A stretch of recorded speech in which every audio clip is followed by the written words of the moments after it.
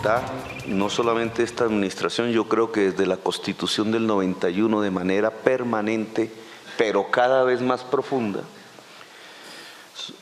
consiste en la equidad social, el salto hacia la igualdad. Y siendo la ciudad y viniendo de unas características de enorme desigualdad social, de las mayores del mundo, creo que los avances son sustanciales. Efectivamente, en 3 años, la ciudad pudo presenciar, la ciudad sacó 500,000 de personas de la pobreza, medida bajo el indicador de pobreza multinacional que Naciones Unidas construyó y que el DANE ha acogido, y que mide políticas nacionales y políticas distritales al mismo tiempo. Y yo creo que esa apuesta es importante que sea analizada, profundizada, criticada si se quiere, pero hay que examinar la profundidad por lo que significa. No cualquier gobierno puede afirmar en un territorio en 3 años sacamos la mitad de los pobres de la pobreza. 3 años, casi una revolución social. Y hay una serie allí de políticas que dejo en la mesa, no voy a profundizarlas, obviamente otros temas nos convoca, pero que me gustaría fueran analizadas. El consumo mínimo vital de agua potable como un derecho que deja 800,000 familias beneficiadas como una de las políticas integrales de lucha contra la pobreza. El subsidio al transporte, 300,000 beneficiarios, a los más pobres de la ciudad, que hace crecer la demanda del Transmilenio. La atención integral a la primera infancia, que pasa de 90,000 niños a 220,000 niños atendidos en salud, nutrición, saber, afectos y hasta aprendizaje en arte. La atención al adulto mayor, que será la nueva pobreza de la ciudad de Bogotá si no se toman las medidas adecuadas.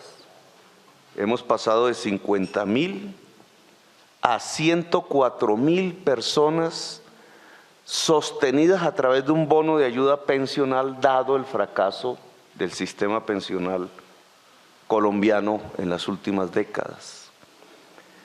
Y el aumento de la ayuda y el fortalecimiento nutricional que duplicó la población de personas atendidas en la ciudad de Bogotá. Creo que en conjunto, más un resultado de política nacional económica, Bogotá tiene la tasa de ocupación laboral más alta, no solamente del país, eso ya era así desde hace mucho tiempo, sino que no hay una tasa similar en la historia estadística de la ciudad de Bogotá desde que existen las estadísticas. Eso ha arrojado que en 3 años 500,000 de personas salgan de la pobreza. Y yo invitaría a un análisis. Esta salida de la pobreza de tanta gente tiene un impacto en el crecimiento económico, porque sobre esto se puede cuestionar el que no es sostenible, el que los subsidios, la asistencia, etcétera, ocasiona es un gasto y no es una inversión. Yo he creído en lo contrario, es una inversión. La salida de la pobreza y la equidad social es una locomotora del crecimiento económico. Hasta ahora las cifras así lo indican, pero me gustaría profundizar en ese análisis. Sacar de la pobreza tal cantidad de gente en la ciudad de Bogotá ha sido uno de los determinantes del crecimiento económico y del crecimiento del empleo en la ciudad de Bogotá, que no tiene petróleo, que no tiene minería a profundidad. Eso lo pondría yo dentro de los aportes. Ahora, indudablemente Bogotá necesita de la ayuda de la nación. No puede concebirse como un régimen autónomo e independiente, para poner esa palabra, sino que no seguirá avanzando suficientemente si no se construye una alianza profunda a nivel del Estado entre la nación y el distrito. Y aquí hay una serie de temas que en esta reunión me parece también importante subrayar. La educación, que tiene que ver con la seguridad y con la equidad social y con el crecimiento económico. Si la ciudad no es más educada, no crecerá más. Si no es más educada, no será más igualitaria. Si no es más educada, no vencerá los problemas de seguridad. La mitad de nuestros jóvenes en los colegios públicos no entra a universidad. Ni pública, ni privada, ni el SENA. Y queda allí en las calles. Allí se incuba la nueva pobreza, la nueva desigualdad social. Calculado el número, Bogotá necesita dentro de 5 años tener una universidad pública de aproximadamente 350.000 estudiantes para lograr cobertura en educación superior en la ciudad. Y ese es un tema del cual no se ha hablado. No lo puede hacer sola la ciudad. Hemos iniciado la construcción de sedes universitarias en Bosa, a punto de terminar, en Kennedy, a punto de comenzar, y la ampliación de Ciudad Bolívar. Pero ¿cómo concebir una universidad pública de 350.000 estudiantes adicionales a lo que la oferta privada y pública de la ciudad tiene? Me parece un punto de discusión con el gobierno nacional en esta materia. En salud, la agenda ha abocado una serie de temas, indudablemente con ayuda, con reformas establecidas en el gobierno nacional de tipo legal, muchas. La red hospitalaria de la ciudad salió de un déficit de 270.000 millones de pesos y hoy tiene un superávit de 3.000, casi 4.000 millones. Pero aún hay una deuda. Las EPS públicas, específicamente Caprecom, la mayor, le deben a la red hospitalaria pública para el año que estamos viviendo casi 150.000 millones de pesos. Es decir, que si se pagara esa deuda, nuestro superávit de 3.000 pasaría a 153.000 millones. Lo que produciría un enorme esfuerzo de inversión tecnológica y de infraestructura en los hospitales públicos de la ciudad de Bogotá, que me parece podemos dar. De hecho, el distrito va a gastar 90.000 millones de pesos en el salto tecnológico de los hospitales, va a abrir el hospital El Tintal y comenzar la construcción del de Usme, e indudablemente, y este es un esfuerzo que la ley nos demanda a la nación y al distrito, poner sobre rieles el Hospital San Juan de Dios de Bogotá. Tema que me parece parte de la agenda común con la nación.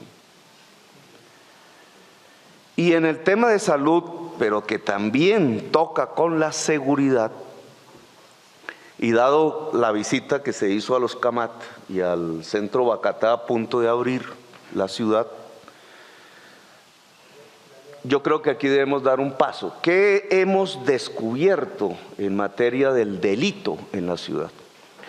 Las organizaciones delictivas usan generalmente una población relativamente juvenil, empobrecida y adicta al consumo de bazuco, no de marihuana, no de cocaína, no de heroína. Hay un nombre especial de una droga que lleva al delito y no es la marihuana, es el bazuco, la droga que le entregan a los jóvenes pobres en la ciudad de Bogotá y en otras ciudades. El bazuco genera una ansiedad permanente y cuando la persona no tiene recursos económicos para suplir esa ansiedad, va al delito, roba. Buena parte de las personas que se capturan en el hurto callejero, el hurto al celular, el hurto a las personas, que es el mayor delito en Bogotá, tienen consumo de bazuco y ansiedad producida por el consumo de bazuco. Una de las políticas centrales en salud que hemos impartido a la Secretaría de Salud es llevemos el consumo de bazuco a bazuco cero. Cero consumo. Así se reemplace por marihuana, que no lleva al delito. Nosotros le queremos pedir al gobierno nacional que se expida un decreto, incluso hemos preparado una propuesta, está en discusión, que permita que en el centro Boyacá, donde tendremos más de 1000 habitantes de la calle reunidos, atendidos por el Estado, permita la formulación médica, como lo dice la Constitución Nacional, de consumo de marihuana para reemplazar el bazuco. Un centro regulado de consumo, ya con mucha experiencia a nivel internacional en muchísimas ciudades, con resultados todas positivas, pero que me parece que en Colombia debemos dar ese paso y que Bogotá debería ser la ciudad vanguardia y que el lugar para lograrlo es precisamente en el lugar donde se ha producido un diálogo entre el Estado y el habitante de la calle, un porcentaje del cual muy alto es adicto al consumo de bazuco. Entonces es una propuesta que le hacemos al gobierno nacional, es un decreto. No hay que cambiar la Constitución, ni siquiera la ley. Obviamente esto tiene muchos enemigos, lo voy a decir con exactitud. Los que quieren mantener a una población consumiendo bazuco en la ciudad de Bogotá, la están literalmente matando y la están conduciendo al delito, a ser esclavos de la mafia. Y por eso, si nosotros lográramos liberar esa población de las mafias, podríamos reconstruir como seres humanos, dignificándolos, esta población. En términos de lo mediáticamente más conocido, que es el metro, la red, saliéndonos ya de la educación, de la salud, el director de planeación ha expresado bien lo que es, digamos, en términos generales, el modelo, la movilidad en la ciudad de Bogotá. Yo solo agregaría algunas cosas. Cuando usted menciona con exactitud que los flujos de demanda se originan de la periferia hacia el borde oriental por la estructura económica, y ese es, digamos, la dinámica cotidiana de la ciudad, allí sale un elemento: entre más lejana la periferia, más problemas de movilidad. Y cambia completamente la concepción de ciudad. O lo que decía un alcalde de Barcelona: una mala movilidad siempre es consecuencia de un mal urbanismo. Y Bogotá tiene un mal urbanismo, que desgraciadamente este gobierno no pudo corregir porque le suspendieron su plan de ordenamiento territorial. Pero densificar más hacia el centro, que es una ciudad desocupada, 300 hectáreas desocupadas, nos lleva hacia un mejor urbanismo y, digamos, el esquema con el que usted parte es esencial. El segundo elemento es que la ciudad propuso un modelo multimodal e integrado de transporte público masivo, y en esto quiero que se nos entienda, por lo menos hasta que termine el gobierno, qué es lo que hemos querido. La política de movilidad del distrito prioriza el peatón. En segundo lugar, la bicicleta, y ya logramos ser la ciudad latinoamericana con más viajes en bicicleta. Y en tercer lugar, y es lo más costoso, el transporte público masivo. Pero desestimula el uso del carro. Ese es el plan de desarrollo de Bogotá. Porque el carro, a pesar de ser el 10% de los viajes, como usted bien lo dijo, ocupa el 90% de las vías. Y entonces tenemos un problema de inequidad. Si queremos descongestionar, hay que desestimular el uso del carro. La propuesta que usted plantea, que se ha venido construyendo en la ciudad de Bogotá, de una red férrea, un modo férreo que es metro y metros ligeros o tranvías, y usted la ha ayudado a diseñar y es de iniciativa privada, excepto el metro, se pone sobre la red de Transmilenio de buses y eso provoca un aumento de la capacidad de transporte en la ciudad de Bogotá, que significa más metros cuadrados de medios de transporte para los pasajeros, es decir, más comodidad. Transmilenio es exitosa en velocidad, los buses, pero no en comodidad. Nunca se pensó la comodidad en el diseño de Transmilenio. El modo férreo, metro y tranvías nos ayudaría en el mediano plazo, construidos, a darle comodidad al pasajero, dignificarlo. Y allí quien más se beneficia es la mujer.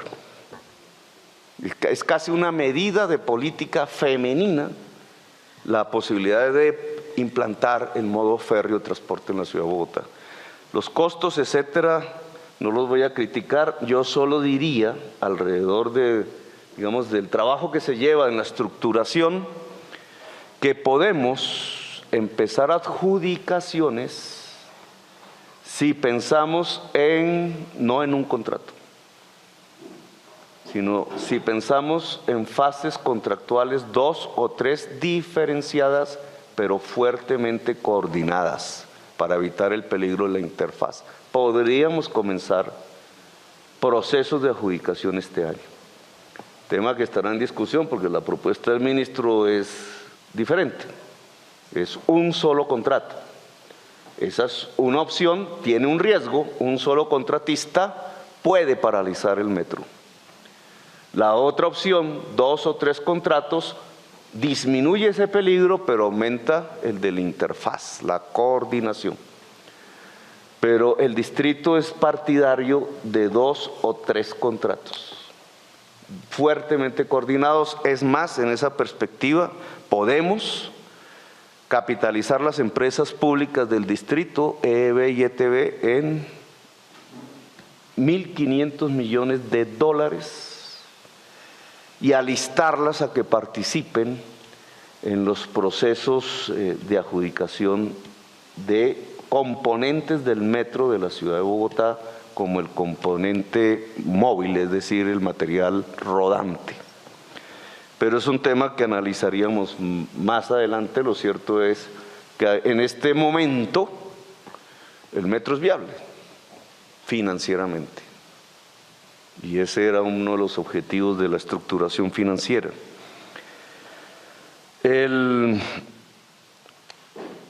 Sobre la propuesta del vicepresidente, ligada un poco digamos, a nosotros nos gustaría que las entradas de la ciudad fueran vistas también desde el punto de vista multimodal. Igual que lo estamos haciendo al interior de la ciudad, y hay un acuerdo entre nación y distrito para ello, lo viéramos también fuera. El transporte de carga, ¿cómo entra a la ciudad? Hasta ahora es tractomula. La tractomula no es competitiva para la ciudad de Bogotá. Nosotros quisiéramos empezar a discutir que el transporte de carga entre Bogotá por tren, que es muchísimo más competitivo.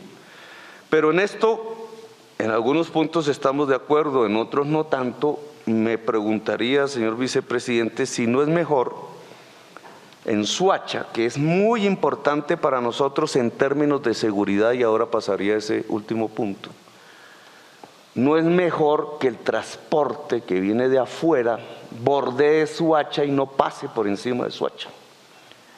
Es decir, que humanicemos el municipio de Soacha de cara precisamente a integrarlo en la equidad social, que se puede hacer a través, y hay una APP propuesta, de la perimetral de Occidente por territorio cundinamarqués, sin entrar a Bogotá. Sería mucho mejor que meterle, pues, lo que hoy hay, toda la carga que viene de afuera y el tránsito por entre la ciudad de Soacha, prácticamente subyugando la movilidad de sus propios habitantes, que en general es una movilidad peatonal, y hay que verlos de noche cruzando esa autosur con sus familias y sus bebés, corriendo para que no mueran aplastados por los carros que vienen desde Girardot o desde Melgar. Es una discusión abierta, pero la planteo porque para nosotros, para Bogotá, Soacha es fundamental si queremos conquistar la seguridad y la equidad. Y en esto adelanto un tema. El senador Galán tiene un proyecto que es el área metropolitana de Bogotá, que no ha podido ser constituida. Yo creo que es fundamental, presidente. Pensando no solamente en Soacha, pero Soacha es prioritario. Hemos pavimentado las calles de la frontera Bogotá-Soacha. Y da tristeza hacer las aceras del lado de Bogotá y no poderlas hacer del lado de Soacha. O ver las calles pavimentándose en Ciudad Bolívar y la población, los niñitos, las niñitas del lado de Cazuca mirando entre el barro cómo se pavimenta el lado bogotano y ellos no pueden acceder a esos mínimos beneficios de la sociedad. Yo creo que el área metropolitana nos ayudaría muchísimo y adelantaría una tesis para el Ministerio de Transporte. Llevar al transporte de carga a horas nocturnas, que es una regulación al máximo posible, duplica la infraestructura de entrada de la ciudad. Es como si la multiplicáramos por 2, sin invertir, es solo un decreto. Difícil, porque tiene intereses en contra, pero digamos las ciudades del mundo avanzan en eso. Si el transporte de carga entra de noche hasta donde es posible, la infraestructura de la ciudad actual se duplica en capacidad. Ahora, en términos de policía, seguridad, que es otro de los temas fundamentales de una ayuda común nación-distrito, unos delitos suben, otros bajan. Los que bajan son los más graves. Los que suben son la dinámica de una sociedad que se enriquece. El hurto a personas. Nosotros creemos que digamos que el plan cuadrante de la policía es exitoso para el delito barrial, entre esos el homicidio, pero no contempló la realidad económica de estas grandes ciudades, el flujo de la población. Entonces, una localidad como Santa Fe, que tiene 120.000 habitantes residentes, si uno lo coge como indicador de cuadrantes, da un número de policías en cuadrantes. Pero todos los días esa misma localidad recibe 2 millones de personas.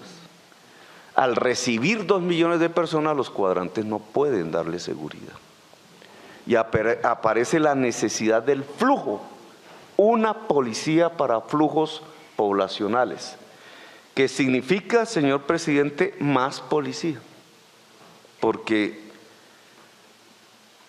el número de policías netos en la ciudad de Bogotá realmente ha aumentado marginalmente. Y el número de policías en Transmilenio, tratando de fortalecer el plan cuadrantes, en los años anteriores bajó.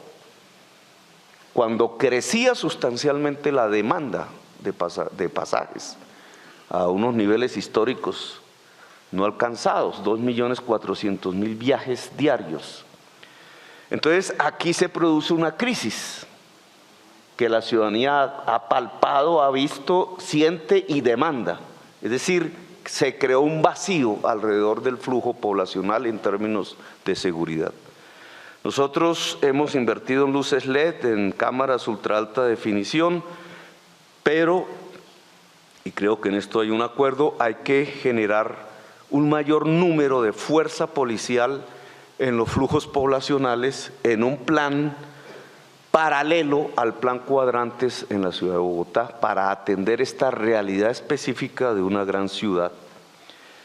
En política de seguridad, la principal política ha sido la inclusión de jóvenes en conflicto con la ley, van casi 4.000 que nosotros atendemos económicamente para sacarlos del delito, y el SENA les enseña técnicas y casi que demandan que del SENA una capacidad para abrir 4.000 cupos para enseñarle a alguien, un joven que podría ser un delincuente.